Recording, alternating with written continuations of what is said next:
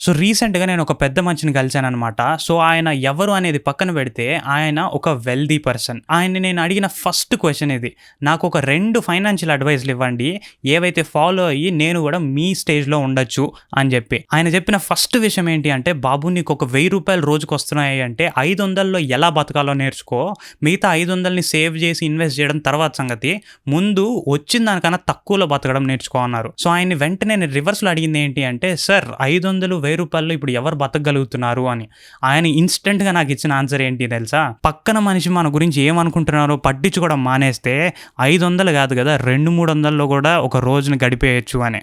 And I felt truly enlightened. దీని తర్వాత ఆయన నాకు ఇచ్చిన రెండో అడ్వైస్ ఏంటి అంటే టైంని కరెక్ట్‌గా స్పెండ్ చేయమని. ఒక ధనవంతుడైనా లేదా ఒక పేదవాడైనా ఎవ్వరికైనా ఉండేది 24 గంటలే. సో, ఆళ్ళు ఎలా దాన్ని ఖర్చు పెడుతున్నారనేదే మారతది.